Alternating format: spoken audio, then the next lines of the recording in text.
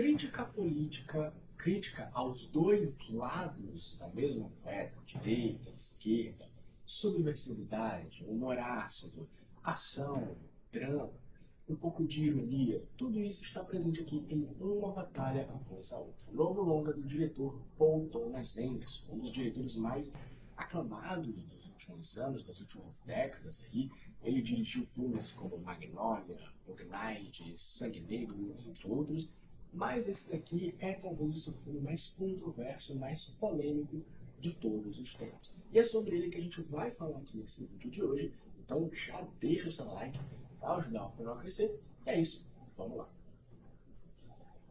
Olha só, cara, quando eu fui assistir Uma Batalha Após a Outra, eu estava bastante empolgado, principalmente pela mistura ali entre Paul Thomas Anderson e Leonardo DiCaprio, dois dos meus artistas favoritos ali, né? O Paul Thomas Anderson, inclusive, ele tá ali no meu top 20 de diretores. Sangue Negro é o meu filme favorito dele, eu considero que é a sua obra-prima, ao contrário do que muita gente pensa, né, que é Magnolia. Eu não acho Magnolia isso tudo, acho um filme bem pedante, aliás, eu acho que é um dos piores filmes que eu já vi na minha vida. Bug Nights é um filme apenas ok. Temos também outros filmes dele que eu não vi, como Drama Fantasma, Licorice Pizza. Esses eu não vi, tá? Mas dos que eu vi, Sangue Negro é o melhor filme. Só que assim, Magnolia era até então o pior filme do diretor, na minha opinião. Só que quando eu assisti Uma Batalha Após a Outra, eu comecei a entender algumas coisas, algumas nuances que o diretor queria tratar aqui e que eu não tinha percebido em outros longas dele, que é essa coisa que ele tem, essa ânsia que ele tem de criar a nova obra-prima, o novo masterpiece do milênio, sabe? Então, assim como ele não conseguiu com Magnolia, que apesar de ser um filme que muita gente aprova, que muita gente gosta, que muita gente adora, é um filme que hoje em dia, apesar de ser considerado um clássico cult, ele não é uma obra-prima memorável a ponto de todo mundo dizer, lembra de Magnolia, uma das maiores obras-primas do cinema? Não, Magnolia foi bastante difícil. Tem gente que ama, tem gente que odeia. E acredito que esse é o mesmo caso aqui de Uma Batalha Após a Outra. Então, por que que na minha visão Sangue Negro continua sendo o melhor filme e o mais atemporal do diretor? Porque ele é o único filme da carreira do diretor que não é divisivo. Quem assistiu o filme amou o filme. Aquelas pessoas que supostamente detestaram o filme são minoria. A maioria das pessoas que assistiram o filme gostaram de Sangue Negro, especialmente pela atuação icônica do Daniel Day-Lewis, que inclusive até ganhou um Oscar por esse filme. Mas para não fugir muito do assunto, vamos falar de Uma Batalha Após a Outra. Por que que eu acho que esse filme ele não se encaixa no patamar ali de Sangue Negro? Por que que eu não acho que ele é o melhor filme da carreira do diretor? Vamos lá? Vamos lá. Mas antes, ó, clica aqui, ó, vai lá, acessa meu Letterboxd, me segue lá no Letterboxd, veja as minhas análises, as minhas críticas. Algumas críticas têm mais humor, outras têm mais texto mesmo, um pouco mais sério. Depende do meu humor do dia, depende do quanto eu tô afim de falar sobre aquele filme. Bom, vamos lá. Uma Batalha Após a Outra conta a história de dois grupos diferentes. Tem o grupo dos revolucionários, liderado ali pelo Leonardo DiCaprio, e tem o grupo dos caras do governo, né, os caras militares ali, liderados pelo Sean Penn. Enquanto Sean Penn é um déspota, um cara sujo, um cara cretino, o pessoal do grupo do DiCaprio também é cretino. Essa é a grande aura do filme. Perdão, pelo português, tá? A grande aura do filme é o seguinte: temos dois grupos antagônicos, mas ambos são igualmente perversos. De um lado, você tem aqueles militares que são racistas, que são homofóbicos e que querem destruir todas as pessoas que são diferentes. E de um outro lado, você tem os revolucionários, que querem fazer revolução, pegando armas e matando pessoas inocentes pelo caminho ali. Então, é um filme que ele critica os dois extremos da polarização. É um filme que o objetivo do diretor aqui é bater de frente com essa polarização que assola o mundo hoje em dia, né? Sempre naquela clássica dicotomia entre capitalismo e comunismo, aqui simbolizados pelos Estados Unidos, e se isso fosse nos anos 90, 80, seria a União Soviética. Hoje é a galera mais revolucionária ali, social-democrática e tal. Bom, é um filme que ele quer ser político, ele quer ser politizado, mas eu vejo que isso fica apenas na superfície, porque no final das contas, ele não desenvolve tanto essas camadas de crítica social foda que o diretor quer pontuar aqui. Os revolucionários são revolucionários, mas tem camadas, como o personagem do DiCaprio, depois que ele tem um filho, ele resolve sair da vida revolucionária e se tornar um pai de verdade, enquanto que a sua esposa decide continuar no mundo de guerrilha, no mundo revolucionário. Então, tem um quê aqui de crítica a essa coisa da revolução, que muitas vezes a revolução é só um idealismo que não se concretiza de fato, né? Ou seja, você não vai conseguir resolver aquele problema que é extremo com atuações mais extremas. Né? O extremismo nunca leva a nada. Eu acho que essa que é a grande mensagem que o filme tenta nos passar aqui, mas que não fica tão clara por conta que o diretor está muito mais preocupado em grandes coisas, em grandes cenários épicos e fotografias espetaculares, com o intuito de possivelmente receber uma indicação ao Oscar, ou finalmente ganhar o seu Oscar, que eu não entendo porque que todo diretor que faz filmes desse tipo quer tanto o Oscar. Cara, por que você não só faz o seu filme?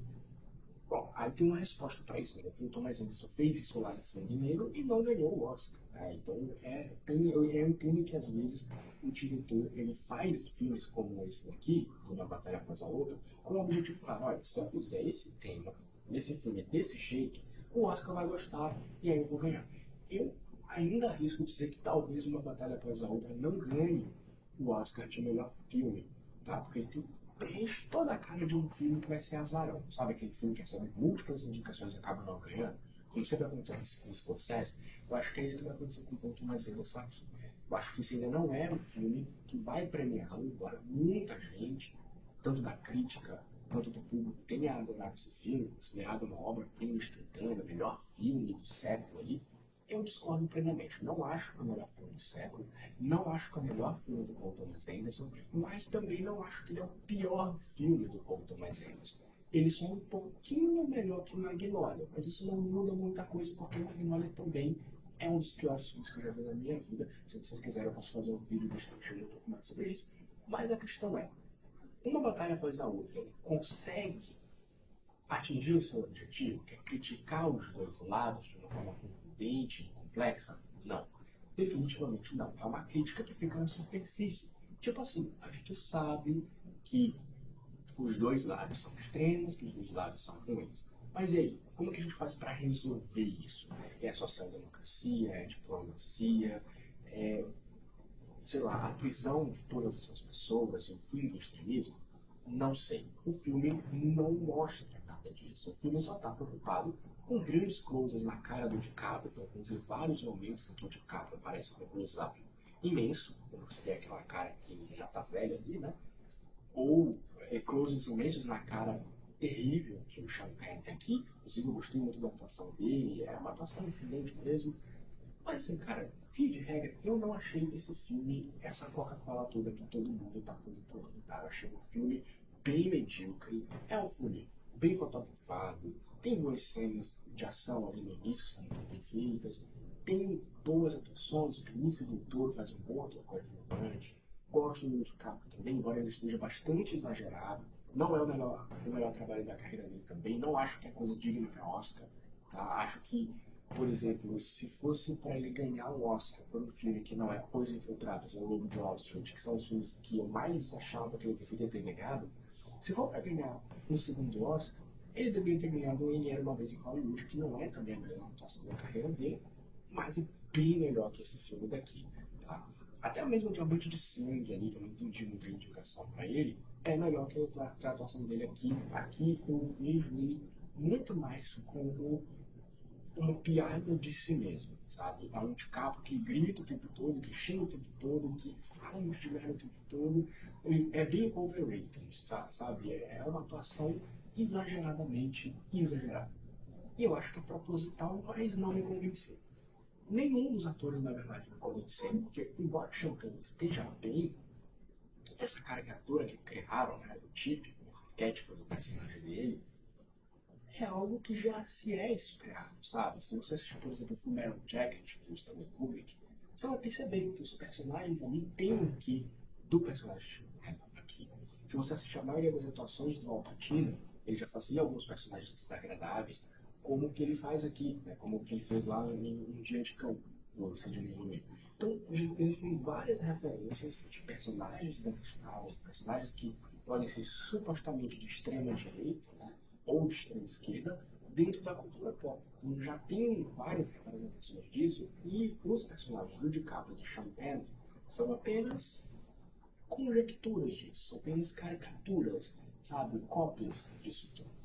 Então, eu fecho essa crítica aqui apenas com isso. Eu acho que é um filme medíocre, camuflado de boa fotografia, boas atuações e também a famosa crítica política que o diretor tenta colocar ali. Não acho que o diretor é ruim, não, o diretor é excelente, mas mesmo diretores excelentes podem fazer filmes muito ruins às vezes. Então assim, não se engane, não é porque o filme está fazendo uma baita crítica política sobre o cenário atual que ele necessariamente é bom, tá? Tecnicamente o filme é bom, mas a entrega dele, sabe, o resultado que ele quer dizer, porque não que o cinema precisa te oferecer algo, dizer, te dar resposta, mas se você quer fazer uma crítica política, pelo menos tem uma resolução, ou então um porquê daquilo. E aqui fica apenas o dito pelo dito, ou seja, um lado é extremista, o outro lado é extremista. Beleza, eu entendi.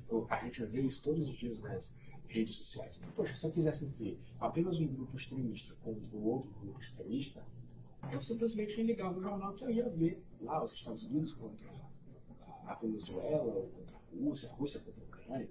Todo dia tem isso ali, né? Mas aqui a gente vê que é um filme que ele só está dizendo, ó, existem dois grupos extremistas, eles brigam entre si, um é ruim, o outro é pior. E é isso, cara. É só isso que o diretor queria dizer aqui. Então, a minha nota para esse filme aqui é 2, tá? É 2. E é isso, cara. Pra mim, é um dos piores filmes que eu já vi. Não acho que merece o Oscar, tá? Se o DiCaprio ganhar um Oscar com esse filme, eu vou ficar feliz com o DiCaprio, porque eu sou fã. Mas, novamente, vai ganhar pelo filme que ele não merece. A geladeira estralou essa porra, né? E é isso, cara. O que vocês acharam de uma batalha após a outra? Coloca aqui nos comentários. E é isso, pessoal. Ficou por aqui. Um abraço. Valeu.